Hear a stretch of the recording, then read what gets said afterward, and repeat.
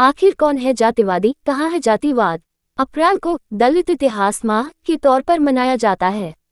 ये महीना हर साल हम दलितों को ये याद दिलाता है कि हम अपने होने का जश्न मनाएं।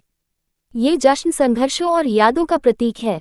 ये महीना पूरे साल दुनिया भर में रहने वाले दलितों को एकजुटता की एक जिंदा मिसाल बनकर प्रेरणा देता है, चाहे वो कनाडा में रहते हों, ऑस्ट्रेलिया में, ब्रिटेन में या फिर अमेरिका में। ऐसा नहीं है कि अप्रैल महीने में सिर्फ बाबा साहेब का ही जन्म हुआ था। इसी महीने में जाति व्यवस्था के खिलाफ संघर्ष करने वाले कई और नायकों ने भी जन्म लिया था। इनमें बाबू जगजीवन राम और महात्मा ज्योतिबा फुले भी शामिल हैं। 4 अप्रैल को हिंदुस्तान की आज़ादी की एक बहादुर योद्धा झलकारी बाई का बलिदान दिवस भी होता है।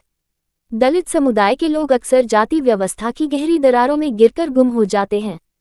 उन्हें मुख्यधारा की शब्दावलियों और जश्नों में सदा के लिए भुला दिया जाता है और आखिरकार उन्हें आने वाली पीढ़ियों की यादों से भी हमेशा के लिए मिटा दिया जाता है।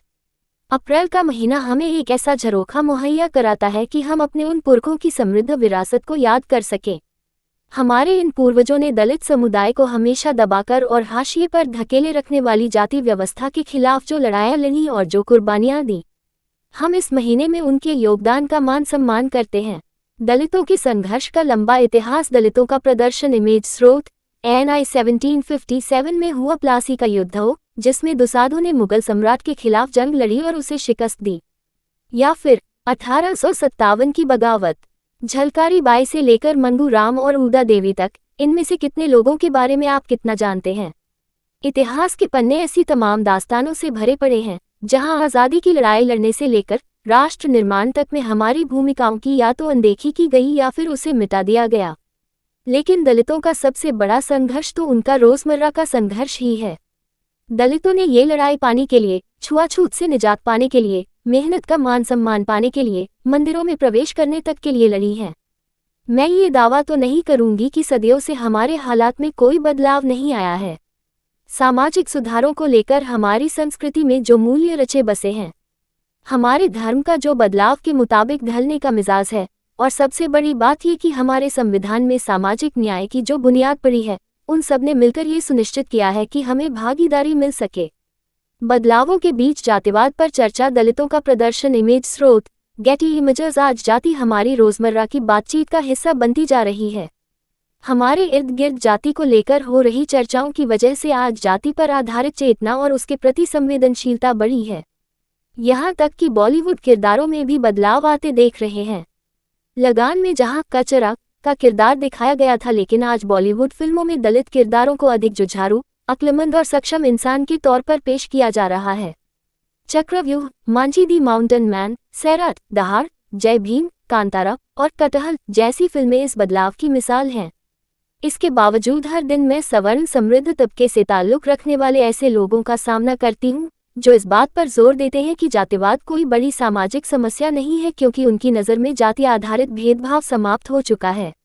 लेकिन जैसे ही शादी का मौका आता है, वे सजातीय जीवनसाथी की तलाश शुरू कर देते हैं। अंग्रेजी के अखबारों में वैवाहिक विज्ञापनों के कॉलम जाति के आधार पर ही बटे होते हैं और लोग केवल अपनी जाति के वर या वधू ढूंढते हैं। ये वही लोग हैं जो कहते हैं कि जाति के आधार पर भेदभाव नहीं करते। ऐसे बुनियादी विरोधाभास मुझे ये सोचने पर मजबूर कर देते हैं कि लोग कैसे बेफिक्री से ये दावा कर लेते हैं किसी को उसकी जाति की वजह से कोई भेदभाव नहीं झेलना पड़ता। वे कहते हैं कि उन्होंने अपने खानदान में कभी किसी को जातिवादी व्यवहार करते नहीं देखा। इसके अलावा जाति और उसकी ऐतिहासिक बुनियाद को लेकर भी नई कहानियां गढ़ी जा रही हैं। जाति को परिभाषित करने के लिए धार्मिक शास्त्रों से लेकर जाति शब्द की उत्पत्ति का इतिहास खंगाला जा रहा है। वर्ण और जाति का अंतर बताने के लिए ढेरों किताबें लिखी जा चुकी हैं। व्हाट्सएप यूनिवर्सिटी की दुनिया में जाति शब्द की विचित्र समझ से जुड़ी जानकारियां भरी पड़ी हैं। जाहिर है, अंग्रेजी का कास्ट शब्द पुर्तगाली भाषा के कैस्ट से बना है। इसी बात का चतुराई से इस्तेमाल करके कहा जाता है कि जाति एक पश्चिमी परिकल्पना है, जिसे अंग्रेजों ने हमें साम्राज्यवाद के पंजों में जकड़ने के लिए इस्तेमाल किया था। वैसे मैं न तो इस शब्द की उत्पत्ति को लेकर कोई सवाल खड़ा करती हूँ और न ही इस बात से इनकार करती हूँ कि विदेशियों ने इसका दुरुपयोग किया। मुझे जो बात सबसे ज्यादा तकलीफ देती है वो दलितों की मौजूदा हालात। आज अपनी ताक दिखाने के लिए आखिर कौन दलितों का बलात्कार कर रहा है? आज के समाज में हम कहाँ खड़े हैं? हम अपनी ऐतिहासिक भूमिका को दोबारा हासिल करना चाहते हैं, ताकि भविष्य में हम इज्जत की जिंदगी जी सकें। ऐसे बहुत से लोग हैं जिनको पूरा यकीन है कि देश में कोई जातिवादी भेदभाव नहीं है। वो ये भी बताना नहीं भूलते कि उन्होंने अपने बुजुर्गों को दलितों के साथ अच्छा व्यवहार करते देखा है। मुझे तो पानी जैसी बुनियादी जरूरत की चीज के लिए अपने समुदाय का सदियों का संघर्ष अच्छी तरह याद है। मगर कई बार उनके ऐसे दावे सुन सुनकर दिल दिमाग थक जाता है कि देश में अब जातिवादी व्यवहार नहीं होता। जब भी कोई ये कहता है कि उसने तो जातिवाद नहीं देखा, तो इस बात की पक्की संभावना होती है कि वो किसी सवर्ण समृद्ध परिवार में पैदा हुए होंगे। बारात में हुई घुड़चढ़ी तो दलितों का किया बहिष्कार। 11 मई 2019 यूपी के कासगंज में दलित की बारात, शांति के लिए खतरा। 24 फरवरी 2018 वो क्या जाने पीर पर आई। जातिवाद के खिलाफ प्रदर्शन। ऐसे में सवाल ये है कि जिस शख्स ने कभी जाति के नाम पर होने वाले जुल्म झेले ही नहीं, वो भला हमारी कई पीढ़ियों के दर्द को कैसे समझ सकेगा। आप दलितों को कहने दें कि उन्होंने जातिवाद का दर्द नहीं झेला। जो पीड़ित और शोषित रहे हैं, जरा वो भी तो अपनी जुबान से ऐलान करें कि उनकी तकलीफों का अंत हो गया है। अगर किसी ने जातिवाद को नहीं झेला तो ये उसका सौभाग्य है, लेकिन ये हकीकत नहीं है कि जातिवाद नहीं है। सामाजिक सच्चाइयों के प्रति ऐसी बेखबरी तकलीफ पहुंचाती है। जातिवाद की बातें सुनकर, और खास तौर से तब जब मैं एक दलित महिला के तौर पर अपने तजुर्बे साझा करती हूं, तो लोगों के चेहरों पर जो हैरानी का भाव उभरता है वो उनकी जहालत की गवाही दे रहा होता है। उनकी नादानी हमारे संघर्ष को हाशिए पर धकेल देती है, और जब हम अपने तजुर्बे बयान करते हैं तो हमें ये एहसास दिलाया जाता है कि हम ये सारी बातें आरक्षण पाने के लिए कह रहे हैं। आरक्षण न तो कोई खैरात है और न ही ये पुरानी करतूतों का प्रायश्चित है। ये उस समानता और बराबरी की तरफ बढ़ने के लिए हमारा अधिकार है, जिसके लिए बाबा साहेब ने संघर्ष किया था और जिसके लिए हम अब भी लड़ाई लड़ रहे हैं।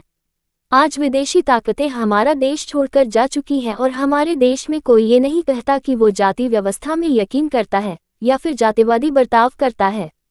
कर्नाटक, दलितों के लिए बीजेपी में बढ़ने के मौके नहीं, सांसद ने अपनी पार्टी पर लगाया आरोप। मध्य प्रदेश, सागर में दलित युवक की पीट कर हत्या के मामले ने तूल पकड़ा। 27 अगस्त 2023 पहली दलित लेखिका मुक्ता साल्वे, 167 साल पहले, जिन्होंने 14 साल की उम्र में लिखा था निबंध 4 जनवरी 2024। तो फिर ये सब कौन कर रहा है?